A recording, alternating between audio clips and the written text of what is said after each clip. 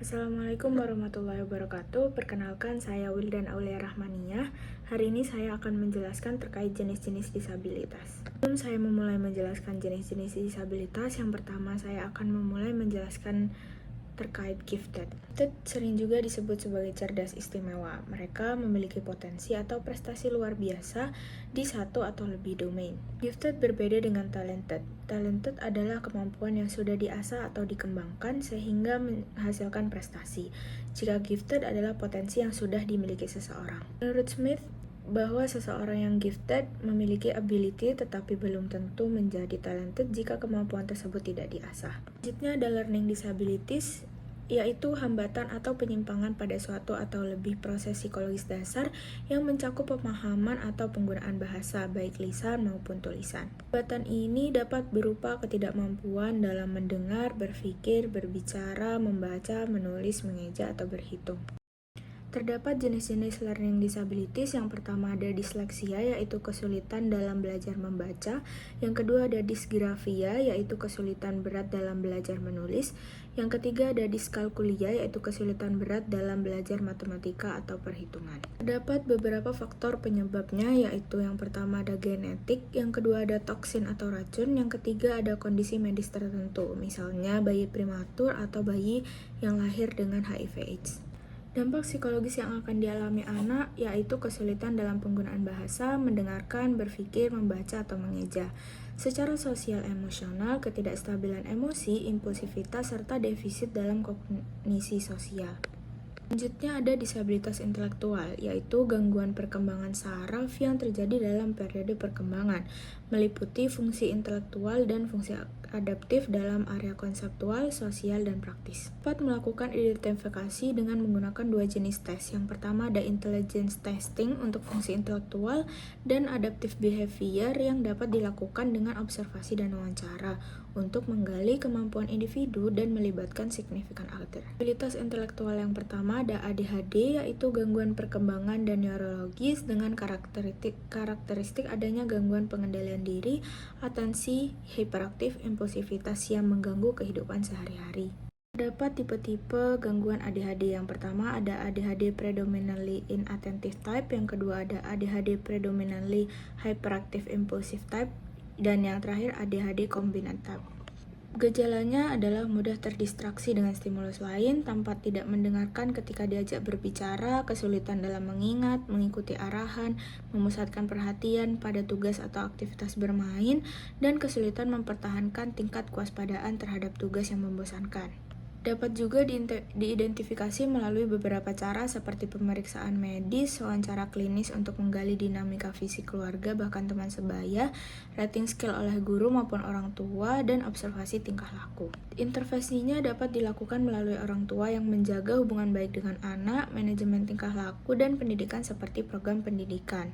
Lalu ada Autism Spectrum Disorder, merupakan gangguan perkembangan otak dan menurut DSM-5 adalah hambatan atau gangguan dalam komunikasi dan interaksi sosial. Faktor penyebabnya dapat dari genetik fisiologis atau kromosom dan lingkungan. Untuk mengidentifikasinya, ada alat khusus untuk mengidentifikasi perilaku spesifik seperti CHAT atau CHARS. Untuk mengintervensinya dapat dengan terapi khusus untuk mengurangi perilaku. Selanjutnya ada tunarungu atau tuli, yaitu individu yang mengalami hambatan dalam pendengaran yang tampak dalam bicara maupun bunyi-bunyian. Kurang mendengar adalah orang yang mengalami gangguan dengan pendengaran dengan menggunakan alat bantu dengar, masih memiliki sisa pendengaran yang cukup untuk memungkinkan pemrosesan informasi. Ada tunalaras, menggambarkan anak yang memiliki masalah sosial interpersonal dan masalah intrapersonal yang ekstrim. Faktor penyebabnya ada beberapa seperti biologis, sekolah, budaya, dan lingkungan. Jenis gangguan yang paling mudah diidentifikasi adalah conduct disorder dengan type externalizing. 3 tahap Untuk dapat mengidentifikasinya dapat dilakukan oleh guru, yaitu tahap yang pertama screening awal, tahap kedua ada checklist, yaitu mendata perilaku tersebut, lalu tahap yang terakhir ada observasi yang dilakukan guru dan tenaga ahli. Ini dapat berdampak pada perkembangan kognitif, yaitu ketidaksesuaian mental age, lalu perkembangan sosial emosi, perkembangan komunikasi, dan juga perkembangan motoriknya. Selanjutnya ada tunawicara, yaitu hambatan dalam komunikasi verbal dan efektif. Terdapat dua klasifikasi.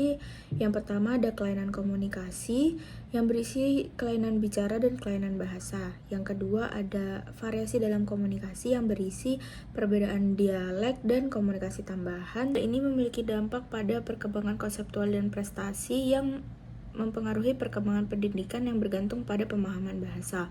Lalu ada faktor personal dan sosial yang menyebabkan rasa rendah diri, merasa terisolasi, dan tidak berani bicara di depan umum. Selanjutnya ada tunadaksa, yaitu individu yang terbatas dalam menjalankan fungsi tubuh dan berdampak pada terganggunya kegiatan belajar di sekolah sehingga membutuhkan pelayanan atau fasilitas khusus. Tunadaksa terdiri ada gangguan neuromotor, yaitu gangguan fisik yang terjadi akibat luka pada otak sebelum, selama, atau setelah kelahiran. Itu seperti cerebral palsy, spina bifida, epilepsi, dan polio. Ada juga gangguan ortopedik, merupakan cacat fisik akibat kelemahan penyakit pada otot seperti muscular dystrophy, juvenile rheumatoid arthritis, skoliosis, gangguan tubuh bawaan. Lainnya juga bisa seperti asma dan hemofilia. Terdapat beberapa hambatan seperti pada hambatan biologis yang mengalami gangguan refleks, fungsi sensoris, dan metabolisme.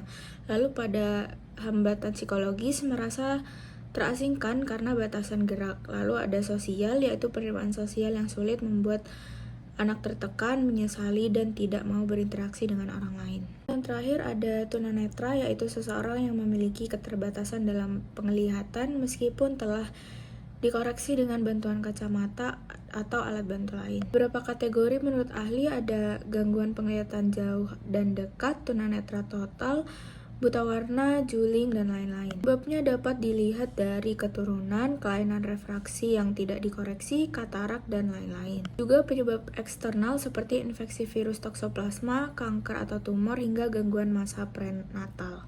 Dampak pada anak dapat mengganggu perkembangan motorik, masa emosional, sosial, dan kognitif. Anak sekolah mungkin akan mengalami prestasi yang lebih rendah. Untuk lansia dapat mempengaruhi sosial. Untuk dampak ekonomi, rentan ekonomi rendah karena tidak punya akses ke pendidikan dan pekerja. Tunanetra biasanya membutuhkan biaya lebih besar untuk perawatan dan pembelian alat-alat. Sekian dari saya, terima kasih. Wassalamualaikum warahmatullahi wabarakatuh.